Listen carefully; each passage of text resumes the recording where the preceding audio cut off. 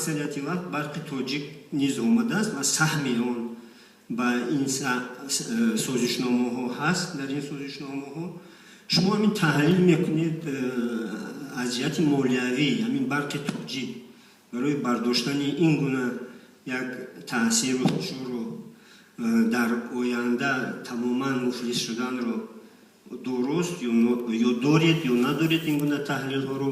умуман барқи тоҷике ки қарз доимо қарздор асту доимо зери танқиди воситаҳои ахбори омма аст ва нерӯҳои сангтуда якамо медонем доимо танқид мекунад барқи тоҷикро ки қарзашро намедиҳад.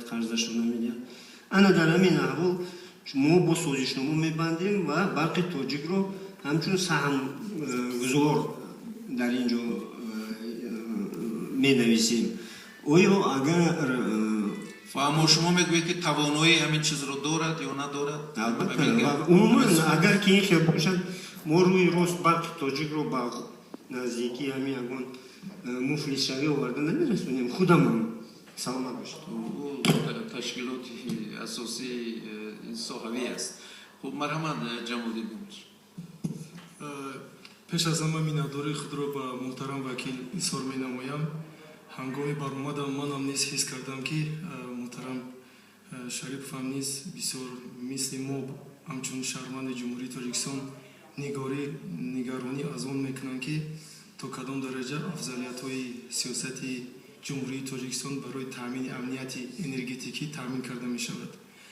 ман фикр мекунам ки савол бисёр саволи ҷолиби диққат аст, саволи рӯз аст. дар ҳақиқат агар мо имрӯз гӯем ки имконияти молиявии барқи тоҷик имрӯз устувор аст, ин дар ҳақиқат нодуруст аст. ман тасдиқ мекунам ки дар ҳақиқат шароити молиявии барқи тоҷик имрӯз душвор аст, барои ҳар як кадами мо муайян аст ва проблемаи ки имрӯз барқи тоҷик бо он дучор шудааст, ин на танҳо аз менеҷмент вобастагӣ дорад, балки проблемаҳои институционалӣ, зерсохторӣ ва умуман занҷири идора ва занҷири умуман таъмин ва фаъолияти корхонаро дар маҷмӯъ аз нигоҳи дигар ташкилотое ки аз он вобаста аст низ дидан мумкин аст. нисбати лоиҳаи мазкур агар шумо мефаҳмам ки гӯш кардед ки қарзе ки мо ҷалб карда истодем қарзи имтиёзнок аст, элементи грантии он ба 35% баробар аст.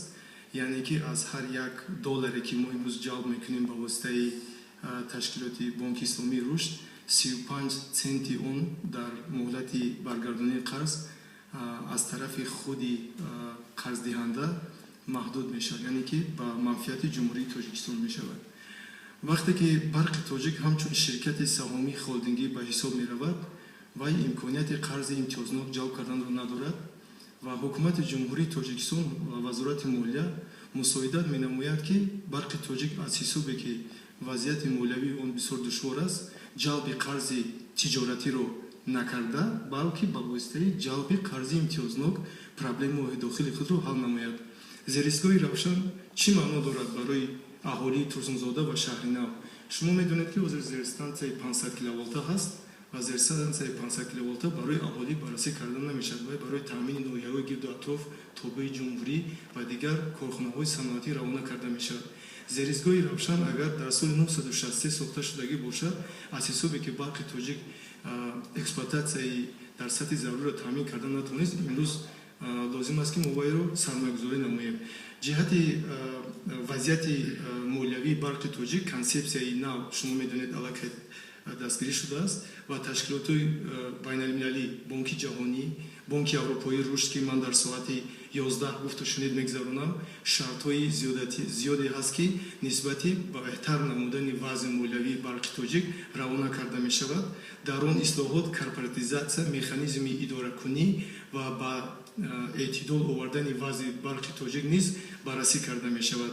чӣ хеле ки шумо медонед аллакай қарори ҳукумат мешавад, аз 1 июл 15% ҳаққи қувваи истифодаи барқ баланд мешавад ва инам низ барои беҳтар намудани вазъи молиявии барқи тоҷик мусоидат менамояд. давраи имтиёзнокӣ 7 сол аст. дар 7 сол мо ният дорем ки барқи тоҷик он вазъияте ки имрӯз дорад аз он вазъият мебарояд ва ислоҳоти институционалиро мо бурда ва кӯшиш мекунем ки ин сохторро мо ҳамчун сохтори ҳамчун эътимоднок дар ҷумҳурӣ таъмин намоем. Ташаккур. تشکر فکر میکنم